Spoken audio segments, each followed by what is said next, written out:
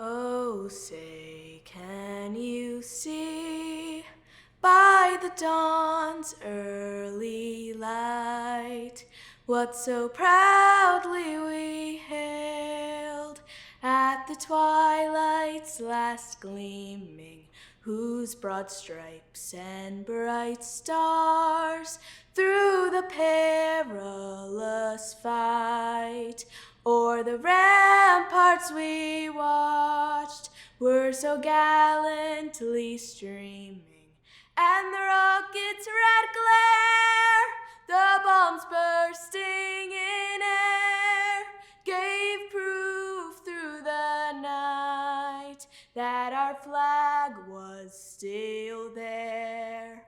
Oh, say, does that star-spangled banner yet wave o'er the land of the free and the home of the brave?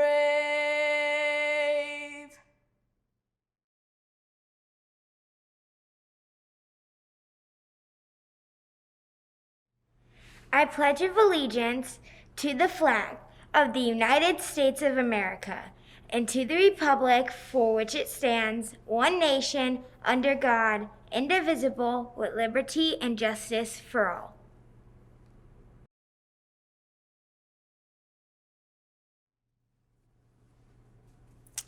Let's pray.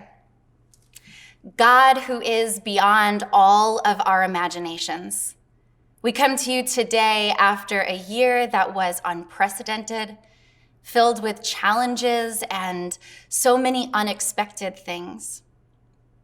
And so today we take just a moment to pause and honor the lives of those from this community that we lost in the year 2020.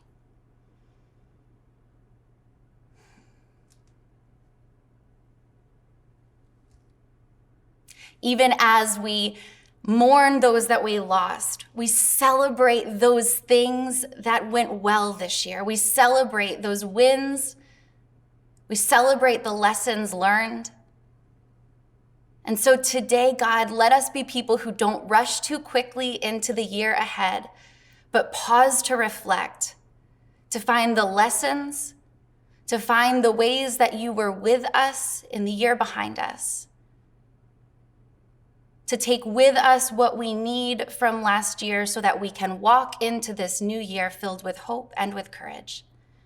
God, give us ears and eyes and hearts that are open to wisdom, and give us courage to walk out the things that you call us to do.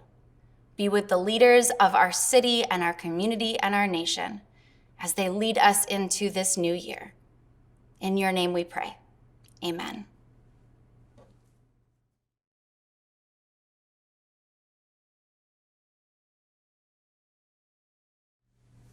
Hi, I'm Laura Tarlow, principal of Cohoes High School. It is with great pride that I stand here today as an involved citizen of the historic city of Cohoes. I am here before you as a school leader to the youth of our community and a local business owner. I also serve as a member of the Cohoes Police Reform and Reinvention Committee, as well as a board member of the Cohoes Industrial Development Agency. These roles have reinforced my belief in the importance of commitment and dedication to community. They also serve as a reminder of the essential role of local government in doing what is best for our city and its future. In these various roles, I have had the opportunity to work directly with Mayor Bill Keeler. I have seen firsthand his passion for continual improvement and growth of our great community, and his respect for the voices of all Cohoes residents, business owners, and stakeholders in our city. It is my pleasure and honor to introduce the 40th Mayor of the City of Cohoes, Mr. Bill Keeler, to deliver his second State of the City address.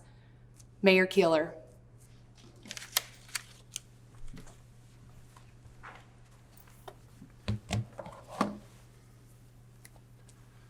Thank you, Laura, for that kind introduction.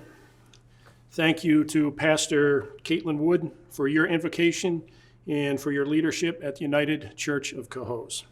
And thank you both for all you do for the youth and the diverse population of Cohoes. A special thanks also to Josie Parker and Roz Annaly.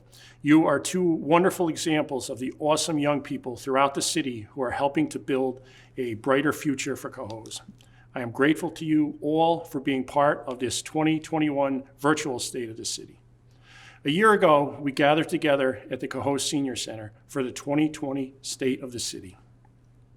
Elected officials, senior citizens, students, business, civic, and religious leaders, city employees, and others in our community, greeting each other with handshakes and hugs. People settled into chairs packed tightly around tables. They stood shoulder to shoulder around the edges of the room. I talked about our vision for the year ahead. I spoke of 150th anniversary plans for parades and festivals and musical performances. I outlined our agenda to be present at community breakfasts and sporting events and other gatherings to help people respond to the 2020 census. I talked about efforts underway for the city to seek state and federal grants for infrastructure, economic development, and more. These days, none of that would make sense. It is incredible to think about how much our city and the entire world has changed. The fact that I am speaking with you today virtually rather than in person is a clear reflection of that change. On that day, February 10th, 2020, we did not yet know that Norlite had incinerated AFFF firefighting foam containing dangerous PFAS chemicals in our community. We did not yet know that simmering social unrest would spill over into streets across the country, throughout New York, and in our area. And we did not yet know that the COVID virus, with just a handful of recorded cases in the US, would spread across the globe and into our community with unimaginable health and economic consequences. With all that has happened during this last year, it would be an understatement to say that 2020 did not unfold as we had planned a year ago when I delivered my first State of the City address. Typically, at some point in these annual addresses, sometimes in the beginning, maybe in the middle or at the end, the mayor declares, "The state of our city is strong." This is not a typical year. There is no doubt that just as in our families, our businesses, and in other communities locally, nationally, and globally, the state of our city is stressed, economically and personally. However, our resolve has never been stronger, and I would add that the state of the city is also hopeful, creative, compassionate, resilient, undeterred, and united. As the saying goes, it is not what happens to you that matters. What matters is how you respond to what happens to you. I've been so proud, gratified, and inspired by the way our city workforce and so many of the people of Cohoes have come together as a community in response to the historic events of last year. Starting last spring, with efforts underway to slow the spread of the COVID-19 virus, countless volunteers helped package and distribute food to our seniors who were safer remaining in their apartments and homes. Volunteers also boxed up and distributed food to our neighbors who lost their jobs. We are extremely grateful to the Food Bank of Northeastern New York and to all who donate to it. They all made it possible for us to organize 20 food distributions. More are scheduled in the weeks and months ahead. There are so many unsung heroes of the pandemic in our community. People like Beth Slezak, director of the Senior Center, who worked with us to expand the number of seniors receiving Meals on Wheels. Together, we made sure those meals were delivered. We filled in the food gaps for those who did not qualify and worked to find creative ways to help seniors deal with sudden isolation. Beth and the others deserve our gratitude. This includes city employees, even though periodically during this pandemic, we've temporarily closed the doors to City Hall for everyone's safety. Staff have improvised to get the job done. And our city clerk's office, the assessor and treasurer make sure residents are able to get essential public documents like marriage licenses.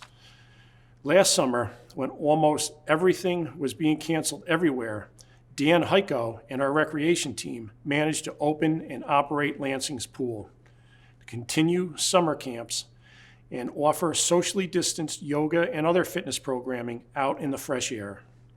Because of the COVID pandemic, we could not host the traditional Memorial Day and Veterans Day ceremonies, so we improvised. With the help of Leo Falconio of the American Legion and many others, we hosted car parades to honor those who have served our country. We had to find new ways to continue beloved traditions. The Easter egg hunt was transformed into a coloring contest. We promoted a Halloween home decorating contest. The turkey trot went virtual. Instead of a Christmas tree lighting at City Hall, we adorned our downtown with garlands and festive lighting.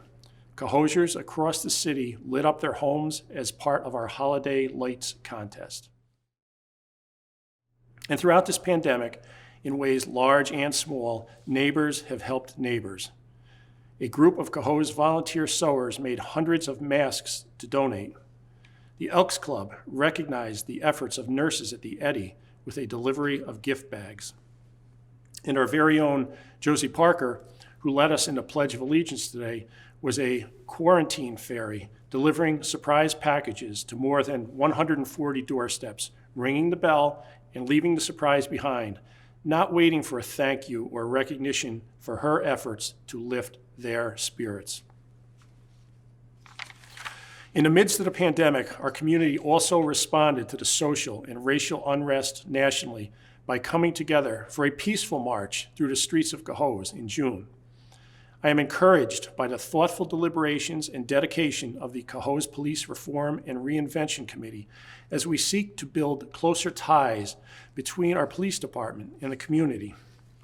And I thank our new police chief, Todd Walden, Assistant Police Chief Tim Keefe, and the entire police force for their work day in and day out protecting our community, particularly during the pandemic. I am proud of the progress we are making on these important issues. We can also point with pride to how our small businesses have collaborated together and how the community has rallied around them, shopping local to help them survive during the pandemic. Our economic development team transformed Restaurant Week into Takeout Week, and the community responded. Debbie Jakes had the inspired idea to close Remsen Street to traffic and let our restaurants pull their tables outside and host Eat in the Streets on Friday nights. Again, the community responded. And Thanksgiving weekend, we celebrated Small Business Saturday with socially distanced, open-air shopping downtown, and yet again, the community responded. Since January 2020, we have had 10 ribbon cuttings for Cohoes businesses, 8 of those during the pandemic. That is certainly bucking the national trend. And experts have taken note. In a recent speech reported in the Saratogian newspaper, Pete Bardunias of the Capital Region Chamber of Commerce praised Cohoes for our strong efforts in supporting new businesses. He said it was a source of inspiration, and I'm quoting him here. In my opinion, Cohoes set a great example in 2020 by bringing together interested parties at all levels to support business ventures that somehow managed to get off to a good start this past year despite all the challenges. And the impact on economics, community, and morale was very tangible, he said. This is something I hope Saratoga County communities can emulate. The economic challenges of the pandemic have been daunting, not just for our businesses, but for our families and for city government. In 2020, we confronted a $1.4 million COVID-19 related drop in revenue. This included a 20% shortfall in New York State aid payments, equaling $550,000, and an $800,000 decline in county sales tax receipts. And we have budgeted for an equivalent revenue decline this year. Our meticulous city comptroller, Mike DeRocher, has been at his job for more than 20 years and says he has never experienced a fiscal crisis like the COVID recession. On top of that, the city also incurred unexpected costs related to the retirement of 8 city employees, resulting in severance payments in excess of $500,000.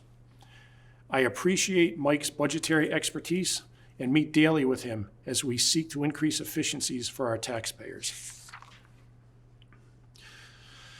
We took steps beginning in April 2020 to offset anticipated revenue losses. We canceled and then restructured the contracts for the Cohoes Music Hall to both save money, approximately $250,000, and to put this precious civic resource on more sound economic footing going forward. We reduced payroll costs via attrition, furloughs, and layoffs, and we took steps to contain overtime costs in all departments.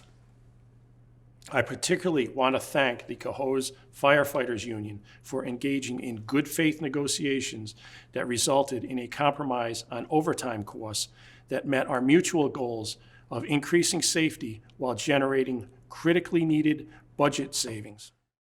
Our enacted 2021 budget is designed to guide the city through the economic fallout from the ongoing COVID-19 pandemic. The $24.5 million budget for this year includes a 2% cut in spending, no increase in property tax rates, no increase in sewer and water rates, and no layoff of city personnel. As I said when I introduced the proposal back in September, just like every city across New York and around the country, the city of Cohoes and our residents are facing severe fiscal stress due to the COVID-19 pandemic, and we must not shift the city's budget burdens to households in the form of property tax increases or water and sewer rate hikes. Instead, we are confronting this problem by operating under a leaner budget with improved efficiencies.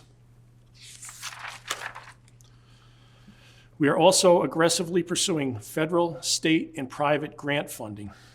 Although many grant programs were put on hold in 2020, we are preparing for anticipated new federal and state infrastructure funding, support for clean energy projects, and other initiatives that are designed to jumpstart this COVID-19 economy.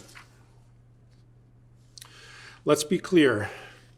Despite the economic and logistical challenges of the pandemic, there is a lot that we were able to accomplish in 2020, and we have an aggressive to-do list for 2021.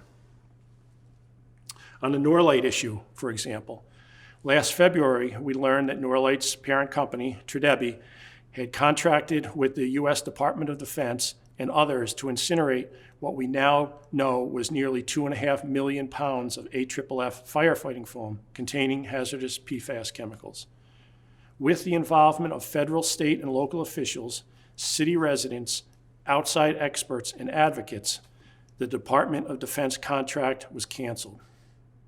There is now a city and a state ban on incineration of AFFF in our community, and efforts are underway to determine the health and environmental implications of the PFAS incineration and to more closely monitor all aspects of Norlite's operation.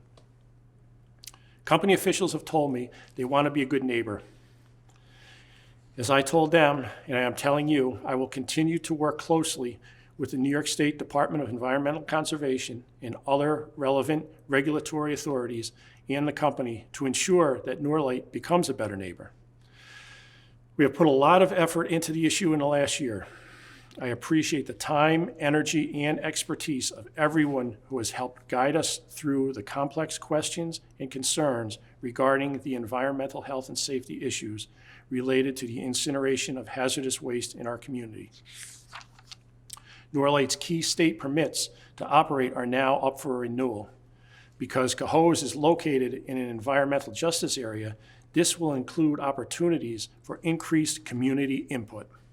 Dialogue between the company and the community will be very important. I encourage all residents and other stakeholders in our community to be involved. Infrastructure is another area where we have made good progress and we have big plans. When I took office in January 2020, I committed that our administration would focus on infrastructure, and we are doing just that. This work is often not visible and not flashy, but it is essential. In addition to the basics of plowing the snow, picking up the garbage, and cleaning the streets, the Department of Public Works staff cleaned out neglected catch basins to reduce flooding. They detected and repaired leaks in underground pipes, saving hundreds of thousands of gallons of water every day which in turn saved the city money. Workers also patched leaky roofs and repaired broken windows. They did maintenance on heating and cooling systems to save energy in city buildings. They trimmed trees around the senior center to prevent damage to the roof. They cleared snow from sidewalks on school routes to make it safer for students walking. And they installed curb cuts to make it easier to cross streets. The DPW also paved roads across the city. We will continue paving in the coming year with a focus on roads that are in the most need and get the most traffic. DPW also did some house cleaning in 2020, straightening up their garage and the surrounding yard. Taxpayers will be happy to know that they sold unused items at auction, including a golf cart, and they recycled unusable material as scrap. This project returned $75,000 to the city treasury. In his first year on the job, DPW Commissioner Steve Hennessy has worked tirelessly, often after normal business hours, and I want to thank him and his team for their commitment to the upkeep of our community. We are also grateful to City Engineer Gary Nathan, who led the effort to get the $1.1 million Columbia Street Culvert project nearly completed. This flood prevention project was an essential and monumental task. It required the cooperation of a lot of people, particularly the neighbors and businesses who were inconvenienced, yet understood that the work needed to be done. In the year ahead, we will be starting another $7 million in water infrastructure projects on Columbia Street, on Valete Street, and James Street. Each of these projects is also designed to deal with flooding and other equally damaging drainage and environmental issues. The good news for taxpayers is that more than 95% of the cost of these essential infrastructure projects will be paid for with external funds. In the year ahead, we are also seeking state funds to upgrade the pumps, piping, and other components of our water filtration plant system. These improvements will increase water capacity, improve efficiencies, and bring our public water system into the 21st century. Improving sidewalks is also a priority. Our city planner, Joe Seaman Graves, is doing an inventory of all city sidewalks so we can make informed decisions as we set priorities. We continue to focus on completing sidewalk improvements in our business district, but have expanded that focus to developing safer pathways to schools and improvements to the most heavily used sidewalks along our gateways. In the coming year, watch for sidewalk improvements on Columbia Street as well as downtown. Making the city more walkable is not only an important infrastructure project, it is a key component of our Cleaner, Greener Cohoes initiative. Under this initiative, we also launched a range of beautification projects throughout the city. We have conducted an initial needs assessment for all city parks, green spaces, and trails. This basic information is essential as we seek funding opportunities for repairs, upgrades, and programming in these neighborhood-based spaces. We brought back the Adopt a Park program and expanded it to include our gateways. And we launched Tidy Up Tuesdays. Each of these programs relies on volunteers from the community giving of their time and talents. We saw what a difference volunteers can make this past year when Ben Feldhausen, manager of Feldhausen's Florist and Greenhouse, cleared and cleaned up the Columbia Street Gateway and added in some fall colors with pumpkins and mums and hay. When Keith and Andrea Hancock of Forever Friends cleaned up the area on 787 at Bridge Street. When Paul Giller took on much-needed landscaping around the signs at Berkeley Park. And when members of the Spindle City Vineyard Church cleaned up Lansing's Park on Tuesdays in the summer. We are grateful to all of them and to all of the other dedicated volunteers that I don't have time to name who are pitching in to make a difference. Our DPW crews, led by Deputy Commissioner Ken Radliff, work day in and day out to mow, plant, clip, and clean the many parks and green spaces around the city. We are grateful to Ken and his team for their dedication and hard work. We are also exploring some innovative clean energy programs. With the goal of reducing municipal energy costs, city staff are researching the economic and technical feasibility of adding a solar installation to our reservoir. Yes, you heard that right, on the water. It is the one place where we have space. This so-called floating solar project would be a model for other communities. It is just in the early stages, but we have had some promising conversations with industry, academic, and government experts, so stay tuned. The most comprehensive Cleaner, Greener Cohoes project that is ready to go, pending approvals, is our plan to convert the city's streetlights to energy-efficient LED bulbs in smart lighting infrastructure. The reduction in energy costs and other savings to the city for switching to LED street lighting is calculated to be approximately $9 million over 20 years. As I said when I introduced the plan in early January, this project is a win-win-win for taxpayers and the environment. We save energy by converting to LED streetlights. We generate funds to invest in additional energy savings upgrades to our historic city buildings, and on top of all that, we also benefit from a significant annual city budget savings for decades to come. My proposal is to reinvest approximately $3 million of the financial gains into an historic building preservation fund to finance additional energy savings upgrades to city-owned buildings, including replacing windows at City Hall as part of our Restore Historic Cohoes plan. Reinvesting some of this savings is the smart thing to do. We have an obligation to preserve our historic city buildings that have been neglected for far too long. For example, windows in City Hall are literally falling out. During the recent blizzard, snow piled up inside on many of the windowsills.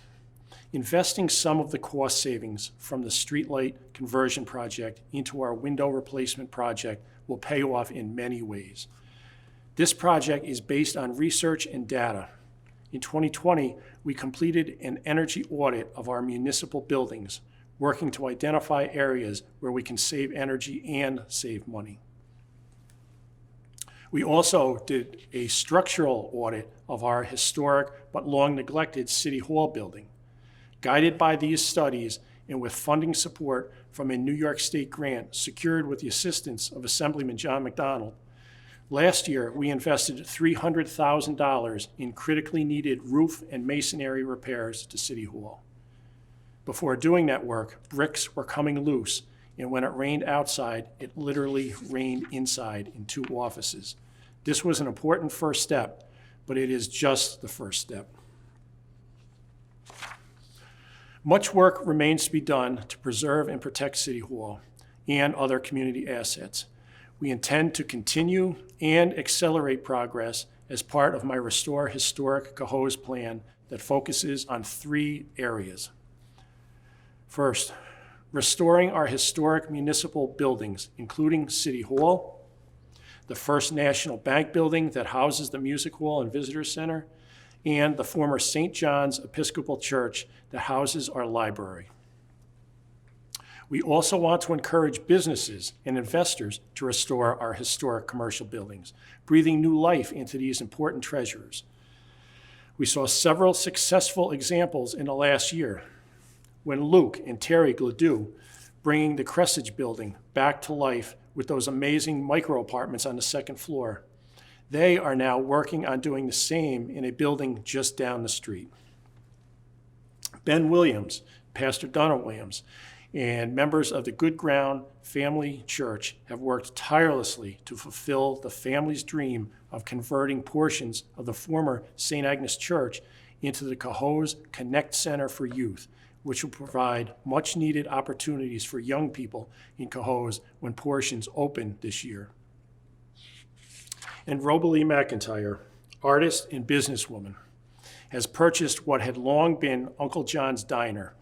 She was inspired to buy the building while visiting Cohoes on a Friday night for Eat in the Streets. She is restoring it to the soon-to-open Tiny Diney, keeping the nearly 100-year tradition of that building as a local diner.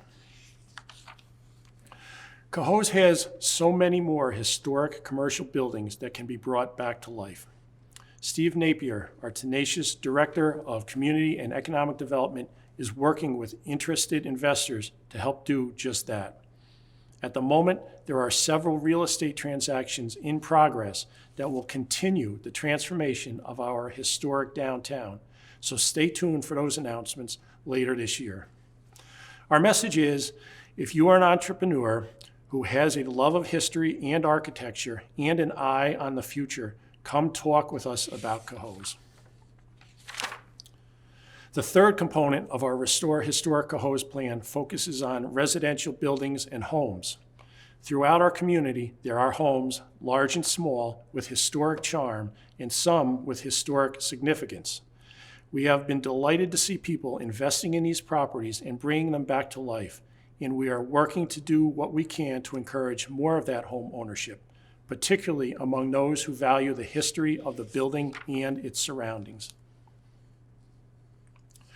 We are also focused on other aspects of the city's rich history. For example, we are collaborating with those leading the project to restore the Matin Shipyard on Delaware Ave by integrating plans for the city's waterfront park at the 70 Delaware Avenue development project down the street. Our goal is to create greater access to the waterfront and more understanding of its history. Eventually, we hope to create linkages to the area in front of the historic Van Skyke Mansion. Over time, we envision creating links from the waterfront to the Mohawk Hudson Bike Trail, the Cohoes Erie Canal Parkway, and more. We are pursuing improvements around the Cohoes Falls, including repairing the crumbling wall at Manor Avenue, adding a viewing area, and adding a safety light for visitors to cross North Mohawk Street at the parking lot. We are also working to revitalize the Cohoes Erie Canal Parkway, which is an historic gem traversing the middle of our city. It was a vital part of our economic past and will be to our future. All of these initiatives, our infrastructure projects, our Cleaner, Greener Cohoes initiative, Restore Historic Cohoes, and more, are designed to help us navigate through these uncertain times, honoring our heritage while strengthening our sense of community and building toward what is next. The progress we have made this year is possible because of the work of our city employees. The necessary work performed by them day to day in ordinary times is challenging enough. I want to acknowledge their significant efforts that keep our city running during these extraordinary times. Members of the police and fire departments, DPW workers, crossing guards, code enforcement, and to all of our City Hall staff who have continuously aided the public throughout this pandemic, thank you all. I think all will agree that my executive assistant, Amanda Primo, and secretary, Kathleen LeBombard, deserve a special mention. They are the glue that has helped hold things together, particularly during this last year. They are the welcoming faces and voices of City Hall, greeting people, getting people answers, finding creative ways to get things done, and treating everyone with patience and respect in the process. They are tireless workers with a deep dedication to public service and love for Cohoes. I greatly appreciate them both. Their efforts and the efforts of all of our city workforce is appreciated, not only by me, but by the people of Cohoes who they so proudly serve.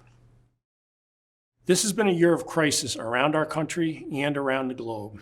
We are living through unprecedented times.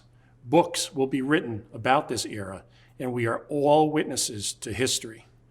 But we are not merely witnesses. By our actions, we are helping to write that story. It is up to all of us working together to shape our future. It is my honor to be leading our beloved city at this historic juncture, and I thank the great people of Cohoes for the opportunity to serve and work alongside them as we work together to safely and soundly emerge from the COVID pandemic. I have no doubt we will succeed because in this historically challenging time, the people of Cohoes have proven that the state of our city is resilient, and yes, the state of our city is strong. Thank you for your continued support and stay well.